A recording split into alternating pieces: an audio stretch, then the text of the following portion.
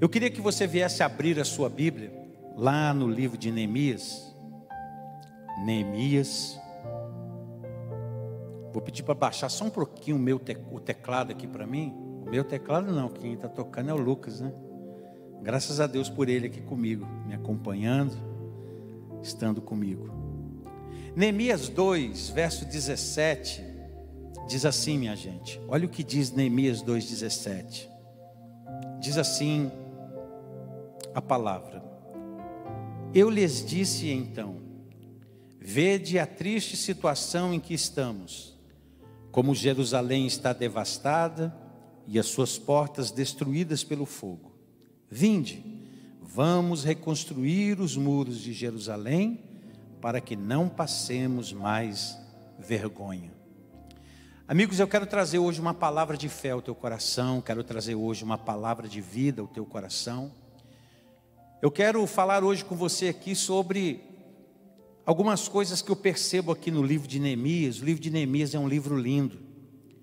Eu me lembro certa vez de ter sido presenteado por um amigo de um livro que eu li há muito tempo atrás, chamado Neemias, o prefeito de Jerusalém. Neemias fez um trabalho lindo em Jerusalém. Quando você lê o livro de Neemias, você percebe aqui estratégias administrativas de como você proceder para reconstruir. E a gente sabe que para reconstruir dá mais trabalho que construir. Eu não sei quantas reformas você já fez na sua casa. Você que está me vendo aí agora, talvez você já tenha feito uma reforma na sua casa. E quando a gente fala em reforma, a gente tem que tirar móvel do lugar, a gente tem que tirar coisas do lugar, a gente tem que transportar coisas de um lugar para o outro, a gente precisa cobrir as coisas, a gente precisa proteger as coisas. Reconstruir dá muito trabalho mesmo. E o livro de Neemias é fascinante por causa disso, porque o seu tema principal é a reconstrução da cidade de Jerusalém. Jerusalém havia sido queimada, como diz aqui, ó. Jerusalém estava devastada, as portas destruídas pelo fogo. E Neemias então vai para Jerusalém com uma missão, com um propósito. Propósito de quê? De reconstruir. E ele tinha uma grande missão. Sabe qual era a missão dele? Animar aquele povo para o trabalho, animar aquele povo para a batalha, animar aquele povo para a reconstrução. Lá no capítulo 1, no verso 4, a Bíblia nos diz que quando Neemias ouviu falar sobre como Jerusalém estava, a Bíblia nos diz lá em Neemias 1, verso 4, sucedeu que, ouvindo eu essas palavras, Neemias está dizendo, ouvindo eu estas palavras, eu me assentei, eu chorei, eu lamentei por alguns dias, eu jejuei e eu orei perante o Deus dos céus. Olha o que ele fez. Primeira coisa que Neemias fez, se assentou. Porque aquelas palavras, quando Neemias ficou sabendo da situação de Jerusalém, Neemias perdeu o chão. Você já recebeu uma notícia ruim? Você já recebeu um diagnóstico ruim? Você já recebeu uma notícia que te fez ficar de boca aberta, pasmado? Quando você diz para você mesmo, eu não acredito que isso aconteceu, eu não acredito que isso está acontecendo. Eu acredito que isso aconteceu em algum momento da sua vida. Isso aconteceu comigo. E aí a Bíblia diz que Neemias se assenta. Neemias se assenta para viver aquele momento. E quando ele se assenta, a Bíblia nos diz que Neemias chora. Neemias chora. Neemias chora. Você já chorou por alguma situação? Você já veio receber consolo de alguém quando você estava chorando e alguém falou assim, não chora não, que isso não é nada. Só você sabia que aquilo doía pra caramba? E aquela pessoa que falou que você estava chorando por nada, não sabia nem por que você estava chorando. Porque tem gente assim, né, que não sabe nem por que o outro está chorando e diz, você está chorando por causa dessa bobeira. É verdade, bobeira para você, mas para aquele que está chorando, muito importante. Para aquele que está chorando, há alguma razão muito forte para ele estar naquela situação. E Neemias se assenta, chora, lamenta. E a Bíblia diz que ele lamenta por alguns dias. Porque a gente não pode lamentar a vida toda. A gente não pode lamentar o tempo todo. Tem uma hora que você tem que se levantar, você tem que se erguer, você tem que dar a volta por cima. Você não pode ficar vitimizando a sua vida o tempo todo. Nem eu e nem você. Nós não podemos nos vitimizar a todo tempo, a toda hora, a todo momento. Sempre estar arrumando um culpado para a realidade. Não, Neemias chora, Neemias se assenta, Neemias chora e lamenta por alguns dias, porque as notícias eram ruins. Neemias então, ele ouve as palavras, ele se assenta, ele chora, ele lamenta por alguns dias, ele jejua perante o Deus dos céus e ele ora perante o Deus dos céus. E aí você vai lendo aqui o livro de Neemias, e você vê que coisa linda. Você vê os princípios que Neemias nos traz através do seu trabalho, através das atitudes que ele teve no dia a dia. Assim como havia muros destruídos, portas queimadas em Jerusalém, vivemos hoje também em um mundo todo fragmentado. O mundo é um mundo todo fragmentado, onde vidas estão completamente destruídas, quebradas, lares desfeitos, instituições públicas abaladas pela corrupção.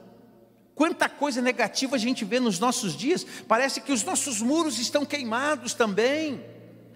Parece que não há mais proteção sobre as nossas vidas. Ninguém se sente mais seguro. As corretoras de seguro, a cada dia elas enriquecem mais e mais, porque está todo mundo colocando no seguro que tem, porque ninguém está seguro. Ninguém está seguro. A nossa sociedade como um todo está enferma. Vivemos dias em que o mundo está conturbado. O mundo precisa de cura. Esse tempo exigirá de nós, todos estão falando do mundo pós-pandemia, e dizem que o mundo pós-pandemia será um tempo de reconstrução para todos nós. Reconstrução da vida física, espiritual, financeira, emocional. Todas as áreas precisando de reconstrução. Novos rumos para aqueles que desejam reconstruir a vida. O livro de Neemias é um manual que trata de restauração da vida, da família, da política, da igreja, da sociedade. O livro de Neemias, eu convido você a estar aqui, se dedicando à leitura desse livro, que é um livro pequeno, são aí 13 capítulos, onde você lê rapidamente, você pode degustar essa história, entrar no tempo, entender um pouco mais. E Neemias então, o capítulo 2 fala que ele busca apoio, e ele recebe apoio do rei Artaxerxes, para voltar para Jerusalém e começar o processo de reconstrução dos muros daquela cidade. E aí o capítulo 6, já vamos lá para o capítulo 6, fala a respeito da conclusão da reconstrução dos muros de Jerusalém. A reconstrução dos muros de Jerusalém aconteceu de verdade, 52 dias de trabalho. Mas para que essa realidade fosse possível, Neemias adotou alguns princípios de grande fundamento e de muita importância para a nossa vida. No capítulo 2 aqui, quando ele procura o rei Artaxerxes, no verso 7 e 8, você pode ver aí, a Bíblia nos diz que Neemias se achega ao rei Artaxerxes e diz para ele assim: rei, se é do teu agrado, eu peço que me dê cartas de apresentação para os governadores que estão lá no rio Eufrates, com instruções para me deixarem passar pelas suas terras em minha viagem a Judá. E me dê cartas também para Asaf, para o administrador das florestas do rei, com instrução para que ele me forneça madeira para as vigas e para as portas da fortaleza que fica junto ao templo, e para os muros da cidade e para a minha própria casa. E aqui diz no verso 8, no final dele, diz que o rei concordou com os pedidos que Neemias lhe fez. O rei concorda com os pedidos dele. A primeira coisa que nós aprendemos é que para você reconstruir qualquer coisa, você tem que ter ajuda, você tem que aprender a pedir ajuda. Neemias, ele era o copeiro do rei. Neemias, ele era o homem que experimentava tudo que ia até o rei. Neemias tinha um cargo de alta confiança ali diante de Artaxerxes. E Neemias, naqueles dias, ele estava muito triste por causa de toda a situação. E o rei olha para o semblante dele e o rei pergunta para ele: ô Neemias, por que você está tão triste assim? E Neemias podia ser interpretado pelo rei como alguém que estava fazendo mal a ele. Mas aí o que acontece? O Neemias vai até o rei, conta para o rei: olha rei, o meu semblante está triste assim por causa dos meus irmãos, por causa da minha família, por causa do meu povo que está em Jerusalém. E aí o que ele faz? Ele pede ajuda para aquele que de fato poderia ajudá-lo. Neemias então, ele pede ajuda. E o rei pergunta para ele: o que você me pede agora? E Neemias, com pouco tempo para pensar, ele faz uma oração rápida e ele diz: pede ao rei, e o rei dá aquele apoio para ele. O rei dá o apoio que ele necessitava. Ou seja, Neemias aproveitou aquele momento e ousadamente ele pede mais e mais ajuda ao rei. Ei, quando as nossas portas estão queimadas também, quando a nossa vida está desguarnecida de proteção, quando decidimos reconstruir a nossa vida, precisamos fundamentalmente da ajuda de quem? Da ajuda de Deus. É fundamental que você busque a ajuda de Deus, mas também é fundamental que você saiba pedir ajuda ao outro. A Bíblia diz no livro de Isaías: um ao outro ajudou, e ao seu próximo disse: seja forte. E Neemias então é ajudado. Você sabe que tem lutas que não dá para entrar sozinho nelas, a gente precisa de alguém. Quando você toma a decisão de pedir ajuda à pessoa certa, quando fazemos essa escolha, Deus então permite que pessoas estejam ao nosso lado para nos ajudar nessa reconstrução da vida. Quantas vezes muitos de nós não tentou reconstruir a vida sozinho e não conseguiu diante de todos os obstáculos que você tinha que passar? Quantas vezes você prometeu que mudaria a sua vida, mas você não conseguiu? Por quê? Porque você quis mudar sozinho. Você não buscou a ajuda de Deus e nem a ajuda daqueles que poderiam lhe ajudar de fato. E por que a gente muitas das vezes não pede ajuda? Por causa do nosso orgulho. O orgulho é o maior empecilho para que a pessoa possa pedir ajuda. E às vezes nós estamos precisando de ajuda. Então deixa eu dar uma dica para você. A primeira coisa que Neemias nos ensina aqui é que ele foi humilde para pedir ajuda. Ele foi humilde para deixar o orgulho dele de lado. Ele foi humilde para encarar o problema de frente. Ele foi humilde para admitir que sem a ajuda de outras pessoas, ele não reconstruiria Jerusalém. Ele não reconstruiria aquela cidade. Sabe o que nós aprendemos com isso? Não tente reconstruir sozinho. O Senhor Jesus já falou que nós sozinhos nada podemos fazer, nós precisamos dele. Então não tente reconstruir sozinho, você não vai conseguir, você vai ser frustrado. Você está tentando sozinho, você está tentando, é louvável que você esteja tentando, mas você não está buscando ajuda nem de Deus e nem das pessoas que você deveria pedir ajuda. Comece pedindo ajuda de Deus e depois Deus surpreenderá você, enviando pessoas que prestarão auxílio na ajuda da reconstrução da sua vida. Agora, uma outra coisa que nós aprendemos aqui é que quando você começa a dar passos para reconstruir a vida, você vai ter que enfrentar a oposição. Meu amigo, se tem uma coisa que nós mais temos na vida é oposição. Você já percebeu que ninguém está satisfeito com nada? É só a gente olhar as redes sociais. Quando alguém faz alguma coisa, logo você vê os comentários lá: mas e ali, mas e lá? É claro, tudo é tão grande para ser reconstruído. O tamanho é tão grande, a dimensão é tão grande, que nada que a gente faça, de repente se torne tão grande aos olhos de todo mundo. A Bíblia nos fala que houveram 3 pessoas, lá no capítulo 2, do verso 10 ao verso 19, mas eu quero citar esses 3 nomes aqui: o Sambalá, o Tobias e o Gésem. Esses homens aqui eles zombaram do povo de Deus. Eles disseram assim, que esses homens, quando ouviram falar da minha chegada, ficaram com muita raiva pelo fato de alguém estar interessado em ajudar os descendentes de Israel.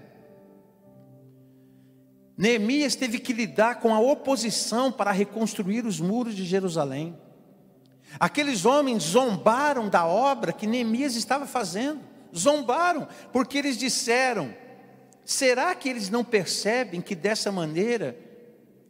será que eles não percebem? Será que eles não estão percebendo que a obra deles é uma obra pequena que não vai realizar nada? Havia oposição. Eles estavam com raiva porque Neemias estava ajudando o povo de Israel. Ao chegar em Jerusalém, Jeremias é recebido com oposição. E gente, em cada geração sempre haverá aqueles que vão se opor aos nossos propósitos, ao nosso desejo de crescer, ao nosso desejo de caminhar, ao nosso desejo de reconstruir. Porém, Neemias, ele não desistiu, ainda que houvesse oposição. A oposição, quando ela é justa, ela até nos modela.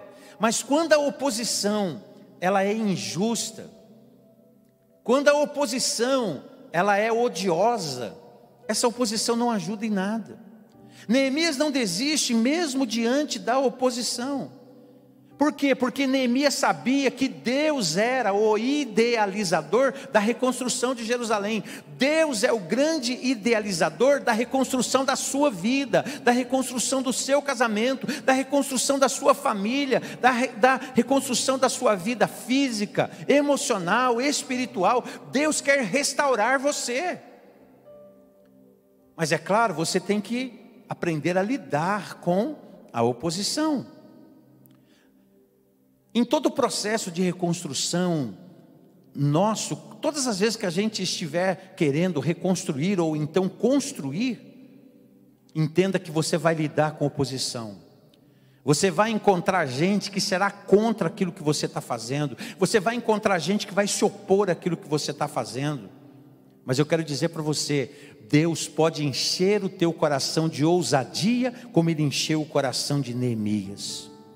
O mesmo Deus que encheu o coração de Neemias de coragem naqueles dias, é o Deus que quer encher o teu coração de coragem. Ei, está tendo oposição a tudo que você está fazendo para melhorar a tua própria vida? Está tendo oposição em torno da reconstrução que você está querendo fazer na sua vida? Está tendo oposição porque você está querendo se levantar diante daquilo que você caiu? Ei, não liga para a oposição não, se levante, se erga. Talvez você tenha caído, talvez você tenha tropeçado, talvez você tenha caído em alguma situação e hoje todo mundo joga o passado na tua cara. Deixa eu dizer uma coisa para você, a oposição sempre vai existir e se você não aprender a lidar com ela, você não vai sair do lugar. Com oposição ou sem oposição, marche, avance, porque o Senhor Deus é contigo. Vá em frente. Os opositores são assim. Os opositores minam a sua fé. Os opositores jogam água no seu guaraná. Os opositores, eles querem tirar aquilo que sacia a tua vida e o teu coração. Mas enche o teu coração de esperança.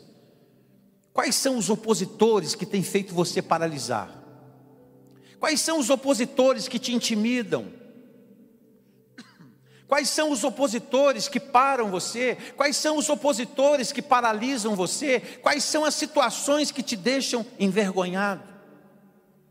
Eu podia citar vários textos bíblicos aqui para você, de pessoas que enfrentaram oposição.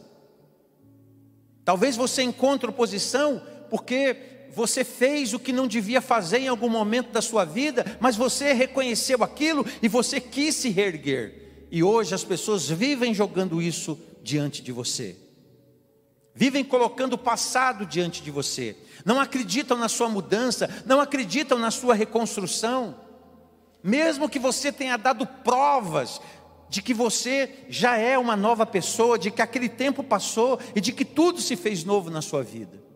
O filho pródigo passou por isso. A parábola do filho pródigo, ele cai, ele erra, ele falha, mas ele resolve voltar para a casa do pai. Ele ensaia todo o seu retorno, ele ensaia o seu retorno de arrependimento. O pai percebe o arrependimento dele. O pai o abraça, o pai o beija, o pai coloca uma roupa nova nele, o pai coloca uma sandália, o pai bota um anel no dedo dele, o pai faz uma festa, o pai mata o novilho, faz uma festa para receber o filho que ele disse que estava morto, mas reviveu. Mas o irmão mais velho começou então a criticar tudo aquilo, começou a criticar a bondade do pai, começou a criticar a reconstrução que o pai estava dando ou estava fazendo na vida do filho. Sempre tem irmão mais velho, sempre tem opositor mais velho, sempre vai ter isso, minha gente. E você tem que aprender a lidar com isso. Deus é o maior incentivador e Deus é o maior patrocinador da sua reconstrução. Sabia disso? Você sabia que Deus incentiva e que Deus patrocina o seu levantar? Você sabia que os passos de uma pessoa boa são confirmados pelo Senhor, e se ela cair, ela não vai ficar prostrada, porque a mão de Deus a levantará? Você sabe disso? O salmista Davi disse: eu fui moço e hoje sou velho, mas eu nunca vi um justo, e nem a sua descendência mendigar o pão. Sabe por quê? Porque Deus cuida, porque Deus levanta os caídos, porque Deus firma os passos de um homem bom, e se ele cair, ele não fica prostrado, pois a mão de Deus o levanta.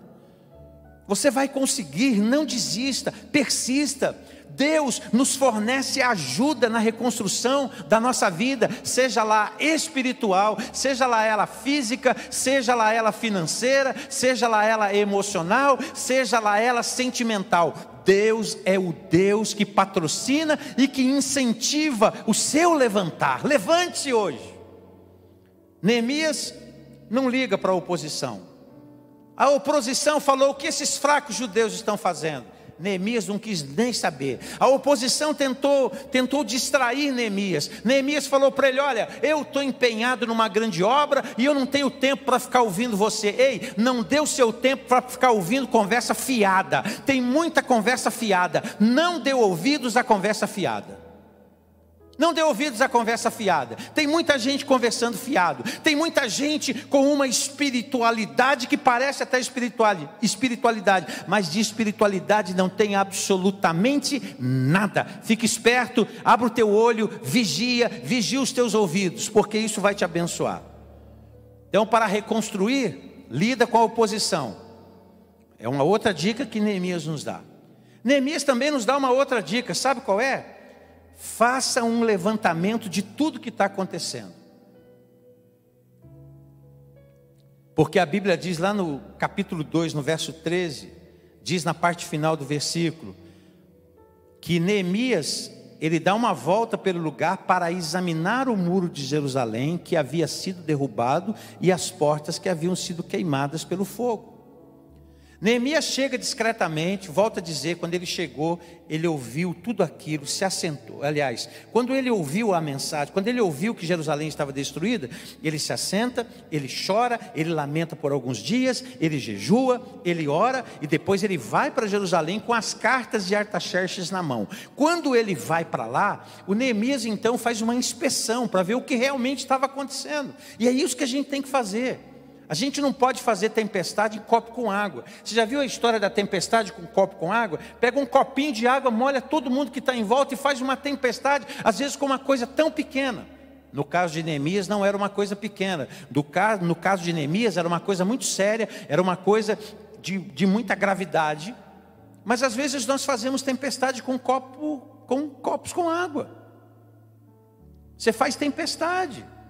Você potencializa o seu problema. Você potencializa a sua situação, você potencializa aquilo que você está vivendo. Neemias então chega e dá uma olhada, ele olha tudo. Neemias faz um levantamento das partes destruídas dos muros de Jerusalém, das portas de Jerusalém. Ele faz um trabalho cuidadoso, minucioso, discreto, mas de grande importância, para que ele pudesse traçar o plano de ação, o plano de reconstrução. Não há como traçar um plano de reconstrução sem você saber exatamente o que está acontecendo. Se você não sabe o que está acontecendo, como que você vai provar de restauração? Assim também é a nossa vida. O que a nossa vida precisa? O que a nossa vida precisa? a gente precisa, a primeira coisa, você tem que aprender a ser honesto com você mesmo. Seja honesto com você mesmo. Ser honesto com você mesmo é você fazer uma análise verdadeira da tua vida. Gente, uma das coisas mais bonitas em um ser humano é quando ele reconhece. É muito bacana quando eu vejo uma pessoa reconhecendo. Quando a pessoa passa a reconhecer, quando a pessoa passa a fazer uma análise verdadeira, honesta, sincera da sua própria vida, ou seja, quais são as áreas da minha vida que precisam de uma reforma geral. Talvez você está precisando de uma reforma geral, uma reconstrução em você. Talvez você esteja me ouvindo hoje e você esteja com a sua identidade destruída. Sabe por quê? Porque você se envolveu com coisas que você não deveria se envolver. Porque você fez coisas que não deveria fazer, mas você já fez. E agora você precisa reconstruir tua identidade. Você precisa reconstruir tua vida. Você precisa reconstruir tua história, reconstruir teus passos. É difícil? Sim, é difícil, mas não é impossível. O que é impossível aos homens é possível a Deus. E não será impossível se você colocar a tua fé em ação, se você colocar a tua fé em Cristo. De repente você precise colocar os sonhos que você jogou fora, tudo na mesa de novo. Muita gente jogou fora sonhos aqui nessa época, gente. Muita gente jogou fora os sonhos, os projetos, os objetivos que tinha, colocou lá no arquivo morto e deixou lá. Porque afinal de contas ninguém está querendo sonhar aqui nessa época. Mas eu quero, em nome de Jesus, incentivar você a continuar sonhando. Tudo vai passar e as coisas vão voltar o mais normal possível. Vão voltar, alguma coisa vai acontecer, a mão de Deus virá sobre nós, como veio sobre Elias, como veio sobre Eliseu, como veio sobre José, como veio sobre o povo de Israel. A mão de Deus vem sobre o seu povo, sabe, é isso. Talvez você esteja aí precisando analisar isso. Você precisa reconstruir algumas coisas. Não há mais alegria, não há paz, não há vontade de viver, não há vontade de servir, não há vontade mais de você continuar a tua vida como você sempre teve que tocá-la. É claro que frustrações a gente tem, é claro que chateações a gente tem. Você acha que eu estou aqui por quê? Porque eu nunca passei por isso, porque eu nunca fui frustrado, porque eu nunca passei por nenhuma situação adversa na minha vida? Muito pelo contrário, meu irmão. Se fosse por hoje, eu nem pregando aqui estaria. Foi a primeira coisa que eu disse para a turma que estava aqui. Convidei até o Lucas para pregar hoje. Convidei o Rudinei e o Lucas. Aí eles falaram: pastor, vai firme que Deus é contigo. Eles deram uma palavra para mim. Então, gente, é assim a vida, sabe? Talvez você esteja me ouvindo, você esteja assim. Identidade destruída, sonhos e planos jogados fora, jogados na lata do lixo. Sua esperança foi falida por uma enfermidade. Sua família, seu casamento de repente esteja um fracasso. Não há mais alegria, não há paz na sua vida, não há vontade de viver, não há vontade de servir.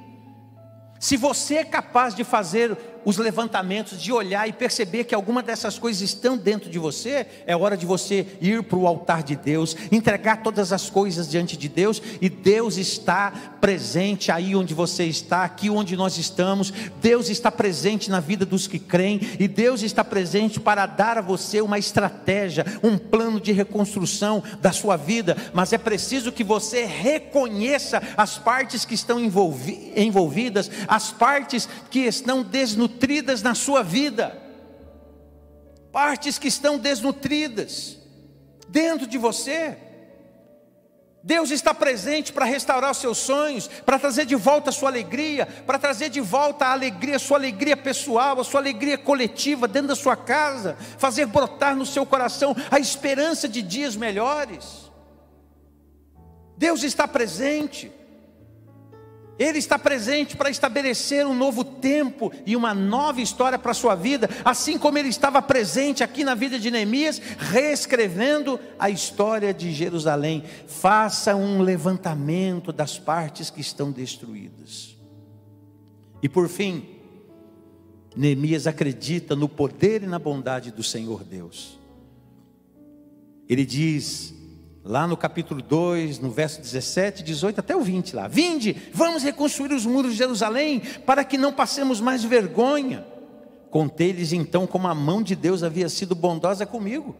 O Deus dos céus é quem fará com que sejamos bem-sucedidos, e nós, seus servos, nos levantaremos e construiremos. Neemias incentiva todo mundo. Neemias incentiva os oficiais a reconstruir os muros de Jerusalém. Quem é você? Você é um incentivador ou você é um destruidor de sonhos? Quem é você? Você é um descascador de feridas ou você é um cicatrizador de feridas? Quem é você? Qual o seu papel? Qual é o seu papel? O que você tem feito? Neemias incentiva o povo falando da bondade e do amor de Deus. Neemias incentiva o povo. O mais importante desse relato de Neemias, sabe qual foi? A mão de Deus é conosco, a mão de Deus vai nos guiar, a mão de Deus vai nos ajudar, a mão de Deus vai nos abençoar. E essa é a mesma mensagem que a gente tem da parte de Deus hoje. Neemias diz: o Deus do céu é que fará todas essas coisas tornarem uma bênção nas nossas vidas. É o Deus dos céus que nos fará bem-sucedidos naquilo que nós estamos empreendendo. É o Deus do céu que vai abençoar aquilo que a gente está fazendo. Neemias não tinha o que temer, pois ele cria no poder e na bondade do Deus eterno. E é isso que a gente tem que viver. A gente tem que viver crendo no poder de Deus e na bondade de Deus. Não seja desconfiado quanto ao amor de Deus por você. Deus te ama, Deus te quer bem, Deus tem planos de bondade, de misericórdia, de amor a seu respeito e a meu respeito também. Então creia no poder de Deus, consagra a Deus tua vida, consagra a Deus teus projetos, consagra a Deus os teus sonhos, consagra a Deus aquelas coisas que você não entende bem porque elas não andam, ou então entende. Se você entende, é hora de você parar, de você ter disposição para reconhecer isso e mudar isso na sua caminhada, como eu disse ainda há pouco. Então, Deus está querendo. A reconstrução era só uma questão de tempo, porque Deus iria abençoar. O que você precisa é entender que muitas coisas não acontecem da noite para o dia, mas Deus é poderoso para mudar a nossa vida e a nossa história. E você precisa entender também que nada vai acontecer nem na minha vida, nem na sua vida, se você não for capaz de crer no poder de Deus e na bondade de Deus. Então creia no poder de Deus e na bondade de Deus. Deus é aquele que transforma a sua tristeza em alegria, é aquele que transforma a sua derrota em vitória, é aquele que transforma a sua dor em cura. Deus é um Deus maravilhoso. Ei, você não tem dado uma chance para Deus reconstruir tua história, para Deus reconstruir tua vida? Você não tem dado uma chance para Deus agir na tua história? Então eu quero te convidar hoje. Todos nós, tanto eu aqui, como nós que estamos aqui, como você que está aí na sua casa. Todos nós homens, você que é mulher, todos nós somos uma obra em andamento. Todos nós, o Espírito de Deus está trabalhando na nossa vida, o Espírito Santo está reconstruindo as nossas vidas. Paulo falou assim: aquele que começou a boa obra na sua vida, vai aperfeiçoar sua vida até o dia de Jesus. O que está faltando então, pastor? De repente seja admitirmos que nós precisamos dessa ajuda, que nós precisamos do trabalhar de Deus na nossa vida. Não há discipulado, não há aprendizado eficaz se você não reconhece. Enquanto nós não reconhecermos, o discipulado não será eficaz em nossas vidas. Enquanto não admitirmos a necessidade de transformação, a necessidade de construção ou de reconstrução, isso não será possível. Então eu quero hoje deixar esta palavra de fé ao teu coração e dizer para você que a reconstrução é possível e que Deus pode fazer mais do que você pensa e mais do que você imagina. É tempo de reforma, é tempo de reconstrução, é tempo de vida nova. É assim que você vai reconstruir tua vida e teu coração.